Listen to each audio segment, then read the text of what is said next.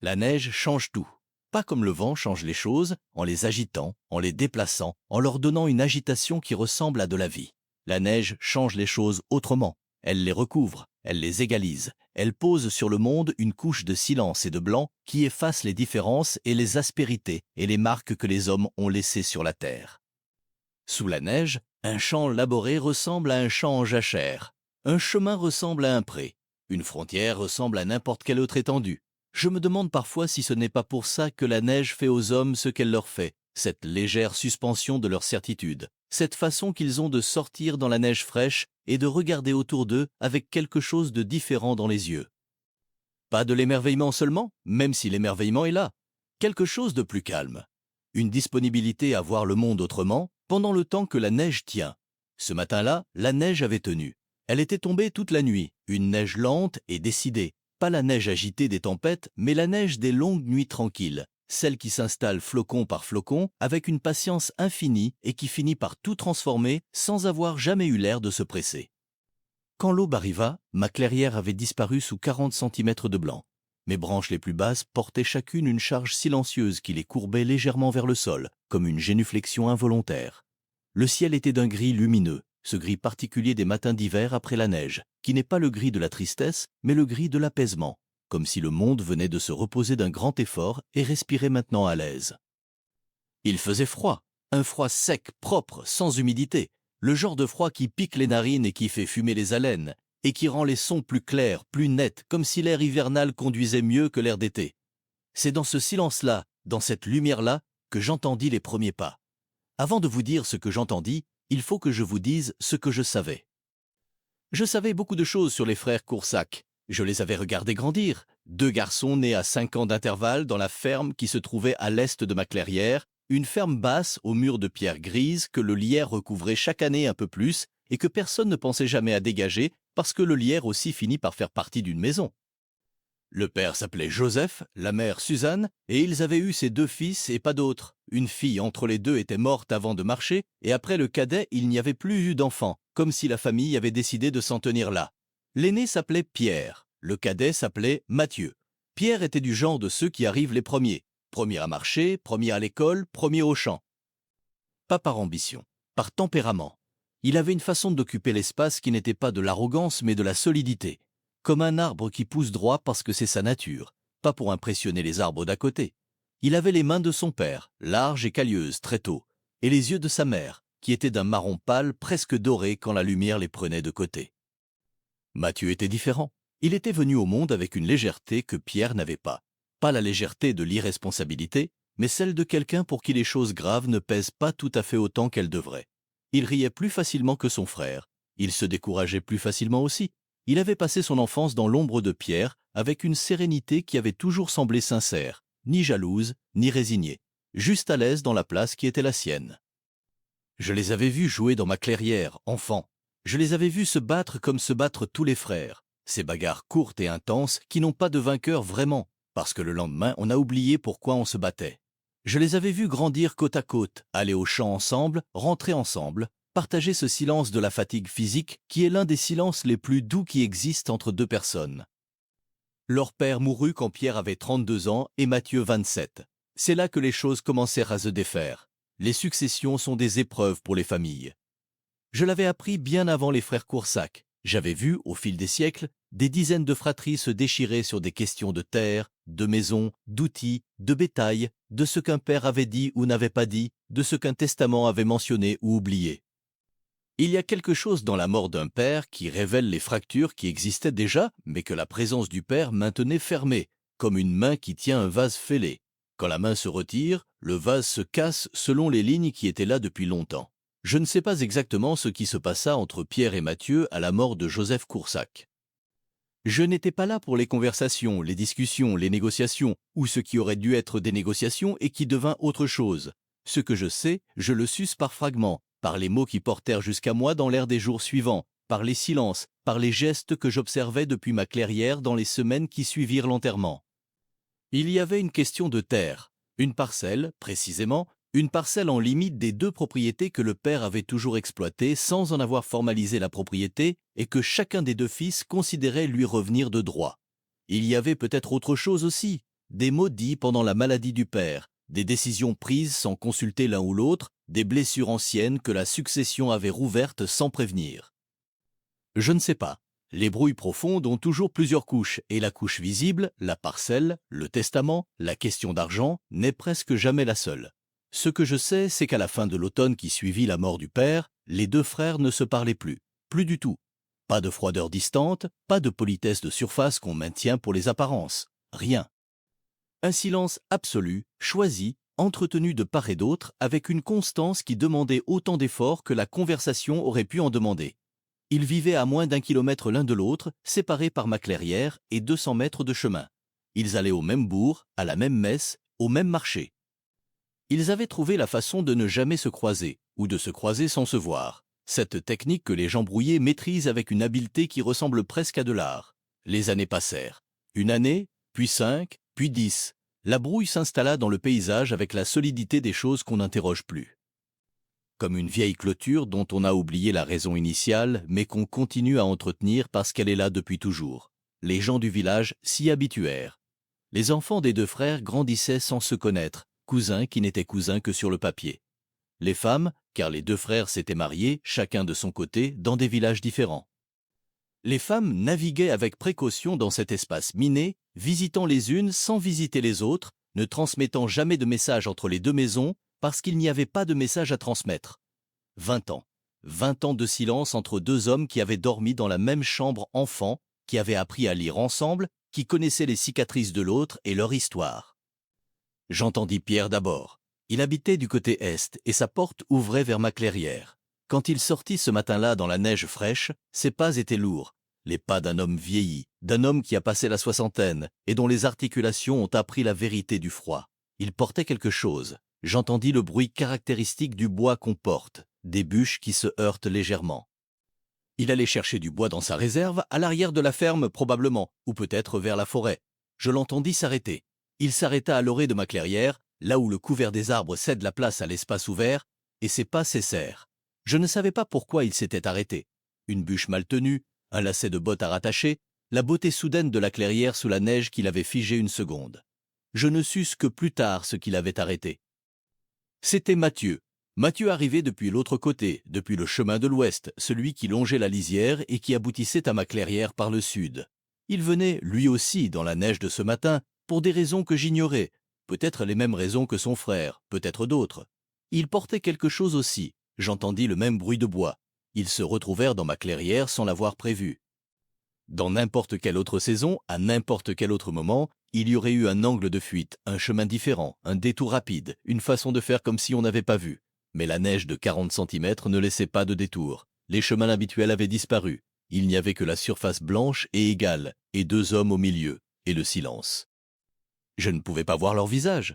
Je les entendais respirer, deux souffles qui fumaient dans le froid, deux présences immobiles dans la neige, séparés de 20 ans et de 20 mètres. L'un d'eux posa son bois dans la neige. J'ai réfléchi souvent à ce qui se passa dans cette clairière ce matin-là. J'y réfléchis encore en vérité. C'est le genre de choses sur laquelle on peut revenir indéfiniment sans en épuiser la signification. Pourquoi ce matin-là et pas un autre? Pourquoi la neige et pas la pluie, la chaleur, le vent? Pourquoi 20 ans de silence et puis plus? Je crois, et c'est une pensée d'arbre, pas une certitude. Je crois que la neige avait fait quelque chose à la géographie de leur brouille. La brouille avait des lieux précis, la parcelle de terre en limite des deux propriétés, le bourg où on se croisait sans se voir, les chemins habituels qu'on avait appris à emprunter à des heures différentes. Ces lieux étaient chargés de l'histoire de 20 ans de silence. On ne pouvait pas s'y retrouver sans que le poids de cette histoire soit présent. Mais la neige avait tout recouvert. La parcelle disputée était sous 40 centimètres de blanc, identique au reste. Les chemins n'existaient plus. Ma clairière, dans sa transformation silencieuse, était devenue un endroit neutre. Pas le territoire de l'un, pas le territoire de l'autre, un espace blanc qui n'appartenait à personne et n'avait pas de mémoire des vieilles querelles. Et puis, il y avait le froid. Le froid a une façon de simplifier les choses, de ramener l'attention à l'essentiel, de rendre secondaires les questions qui semblaient primordiales quand il faisait chaud.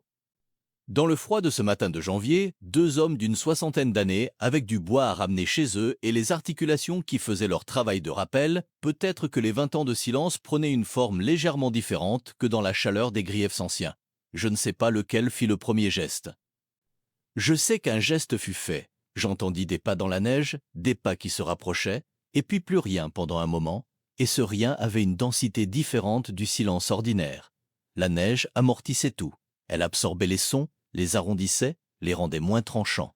Peut-être qu'elle faisait la même chose aux vieilles douleurs. Ils restèrent dans ma clairière un moment qui me fut difficile à mesurer. Le temps est différent en hiver, plus lent, et les matins de neige ont leur propre durée qui ne correspond pas aux durées habituelles. Je les entendais respirer. Parfois un mouvement dans la neige, un craquement de bottes. L'un d'eux, à un moment, le plus grand, celui qui se tenait du côté est, Pierre, je crois, posa sa main sur l'épaule de l'autre. Je ne vis pas ce geste. Je le devinais au son, au léger froissement des manteaux, à la façon dont les deux souffles semblèrent se synchroniser une seconde, un geste très simple. La main d'un homme sur l'épaule de son frère. Un geste de condoléance peut-être, ou de reconnaissance. Ou simplement de contact, le premier contact physique entre deux corps qui s'étaient tenus à distance depuis 20 ans et qui avaient oublié peut-être comment ça faisait. Les réconciliations vraies ne ressemblent pas aux réconciliations des histoires. Dans les histoires, il y a un moment de rupture, une scène, des larmes, des mots importants, et ensuite les choses sont réparées, proprement, définitivement, avec la netteté d'une page qu'on tourne. Dans la vie, ce n'est pas comme ça. Dans la vie, les réconciliations avancent comme avance le printemps. Pas d'un coup, pas avec des déclarations, mais par degrés presque imperceptibles, par gestes successifs qui font la paix sans la nommer. Ce que j'observais dans les semaines qui suivirent ce matin de neige ressemblait à ça. D'abord, rien de visible. Les deux frères rentrèrent chacun chez eux, leur bûche sous le bras. Le chemin que Pierre traça dans la neige en repartant vers sa ferme était le même que celui qu'il avait fait en venant. Mathieu repartit par où il était arrivé. À qui les aurait observés sans connaître l'histoire, il ne se serait rien passé. Mais quelque chose s'était passé. Une semaine plus tard, je vis Pierre traverser ma clairière en direction de l'ouest, c'est-à-dire en direction de la ferme de son frère. Il marchait avec le même pas lourd du froid, ses bottes dans la neige encore présente mais plus fine maintenant, une neige de fin de gel qui s'accrochait à l'herbe sans plus vraiment couvrir le sol. Il portait quelque chose, un objet que je ne suis pas identifié depuis ma position, quelque chose enveloppé dans un tissu sombre. Il ne resta pas longtemps, 20 minutes peut-être. Puis il repartit les mains vides. Je me demandais ce qu'il avait apporté. Un outil prêté et jamais rendu. Une bouteille d'eau-de-vie.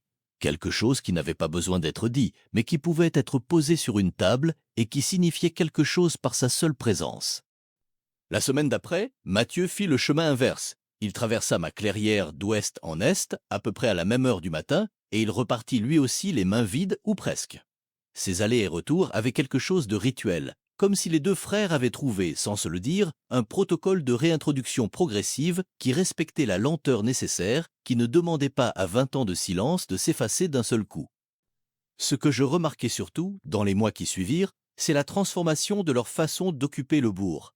Avant la neige, avant ce matin de janvier dans ma clairière, leur présence simultanée au marché du bourg avait une géographie précise et immuable. Pierre aux côtés des étals de bétail, Mathieu aux légumes et au pain, et entre les deux, un espace vide soigneusement maintenu, une zone tampon que tout le village connaissait et respectait sans en parler. Le marché du bourg avait ses propres règles non écrites, et la règle des frères Coursac en faisait partie. Au printemps qui suivit la neige, je les vis arriver ensemble au marché. Ensemble n'est peut-être pas le bon mot. Ils arrivèrent à la même heure, côte à côte, sans que la distance habituelle les sépare. Ils n'étaient pas bras dessus, bras dessous. Ils ne se parlaient pas de façon ostensible. Mais ils étaient là, côte à côte, et les gens du bourg le virent et ne dirent rien, parce qu'il y a des choses qu'on ne commente pas tout de suite, qu'on laisse exister d'abord avant de les nommer. Il y avait les enfants à réconcilier aussi. C'est peut-être ça, la partie la plus longue. Les frères pouvaient décider, eux, d'une matinée de neige et d'un geste sur une épaule. Mais leurs enfants n'avaient pas décidé de la brouille, ils y étaient nés dedans, ils avaient grandi avec, elle faisait partie de leur paysage, comme ma clairière faisait partie du paysage de cette vallée. On ne défait pas ça en une saison. Les enfants de Pierre, il en avait 3, 2 garçons et une fille, avaient grandi avec cette certitude tranquille que les Mathieu Coursac étaient des gens avec qui on ne faisait pas affaire. Pas des ennemis dans le sens dramatique du terme, les querelles de village n'ont pas besoin d'aller jusqu'aux ennemis pour organiser le monde, mais des gens qu'on n'invitait pas, qu'on ne sollicitait pas, dont on ne cherchait pas la compagnie, des gens d'à côté qui auraient pu être des cousins et qui étaient devenus des étrangers. Les enfants de Mathieu avaient grandi avec la même certitude, formulée différemment peut-être, mais aboutissant au même résultat pratique. Ces certitudes-là ne se défont pas parce que 2 vieux hommes se sont rencontrés dans la neige. Elles se défont plus lentement, par exposition progressive, par occasion qui se crée et qu'on accepte, par découvertes successives que l'autre n'est pas ce qu'on avait cru. Je les observais, ces enfants qui n'étaient plus vraiment des enfants. Ils avaient la trentaine ou la quarantaine, ils avaient leur propre ferme ou leur propre vie au bourg. Je les observais apprendre à se reconnaître. Ce fut maladroit parfois. Il y eut des moments de raideur, des politesses de surface derrière lesquelles on sentait l'effort. Mais il y eut aussi, peu à peu, quelque chose qui ressemblait à de la curiosité réelle, cette curiosité qu'on a pour quelqu'un qu'on aurait dû connaître depuis toujours et qu'on découvre trop tard, avec le sentiment mêlé du plaisir de la découverte et du regret du temps perdu. Un été, 2 ou 3 ans après la neige, je crois, les enfants des deux frères travaillèrent ensemble une journée entière dans les champs du bas. Une chose pratique, une nécessité de saison. Il fallait rentrer le foin avant l'orage qui arrivait. Et les bras manquaient, et les frontières familiales cèdent plus facilement que les frontières de terre devant l'urgence d'un orage. Je ne les voyais pas depuis ma clairière, les champs du bas étaient trop loin. Mais je les entendis revenir le soir, leurs voix portées par le vent du sud. Et dans ces voix, il y avait quelque chose de détendu, quelque chose qui ressemblait à de la familiarité gagnée dans une journée de travail commun. C'était peut-être la vraie réconciliation. Pas celle des pères dans la neige qui fut le commencement, mais celle des enfants dans le foin un soir d'été, avec l'orage qui arrivait et du travail à finir avant qu'il soit trop tard. Pierre mourut le premier, d'un hiver difficile, quelques années après la neige. Il mourut dans son lit, dans sa ferme, entouré de sa femme et de ses enfants. Et de son frère, m'apprit-on plus tard par les conversations que j'entendis dans les semaines qui suivirent. Mathieu était là. Je ne sais pas ce qui se passa dans cette chambre. Je ne veux pas l'inventer. Certaines choses ont le droit de rester privées, même pour un vieux chêne de 400 ans qui a tout observé depuis sa clairière.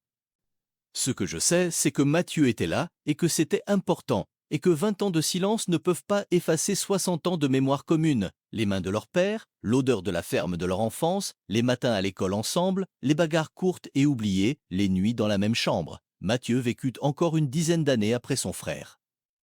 Il traversa ma clairière régulièrement jusqu'à ce qu'il n'ait plus la force de traverser les clairières. Ses pas devinrent de plus en plus lents, de plus en plus prudents sur le sol inégal. Il s'arrêtait parfois, devant moi, pas vraiment devant moi, mais dans ma direction, et restait là un moment, dans le silence de quelqu'un qui pense à quelque chose de précis. Je ne sais pas à quoi il pensait, peut-être à son frère, peut-être à la neige de ce matin de janvier, peut-être à rien de particulier. Les vieillards ont droit au vide, comme tout le monde. Ce que je garde de cette histoire, c'est surtout la neige, pas la réconciliation elle-même, qui fut réelle et belle, et qui mérite d'être racontée, mais la neige qui la rendit possible. Cette façon qu'a l'hiver, parfois, de recouvrir les vieux conflits sous une couche de blanc impersonnel et de dire aux gens, sans leur parler, que le monde peut ressembler à autre chose que ce à quoi il ressemblait hier. Je ne tire pas de leçon de cela. Je suis un arbre, pas un moraliste. Mais je constate, depuis 400 ans, que les réconciliations arrivent rarement par décision pure, par force de volonté, par vertu de quelqu'un qui aurait décidé d'être meilleur que ses rancœurs. Elles arrivent plus souvent par circonstances, une neige, un orage, une mort qui approche, un moment où les conditions extérieures rendent la paix plus facile que la guerre. Ce n'est peut-être pas héroïque, mais c'est humain. Et après 4 siècles d'observation, l'humain me touche bien davantage que l'héroïque. Ce soir, ma clairière est couverte de givre. Pas de neige, juste ce givre blanc qui arrive avant l'aube et qui recouvre les herbes et les pierres d'une fine couche de cristaux qui fondra dès que le soleil se lèvera. C'est moins spectaculaire que la neige. Ça ne transforme pas le monde de la même façon. Mais dans la lumière de ce matin, les herbes de ma clairière brillent comme si quelqu'un les avait polies pendant la nuit, et je trouve cela suffisant. Je pense aux 2 frères Coursac. Je pense à la main sur l'épaule dans le froid. Je pense aux enfants qui ont rentré le foin ensemble un soir d'orage et qui sont peut-être encore proches aujourd'hui, quelque part dans cette vallée que je ne vois pas tout entière depuis ma clairière, mais dont je sens, à travers mes racines et le sol et l'eau qui circulent sous tout ça, que la vie continue. Si vous êtes encore là, sous mon ombre, revenez. J'ai des souvenirs plus sombres que celui-là, et d'autres plus lumineux encore. Abonnez-vous à la mémoire des racines pour ne pas manquer le prochain.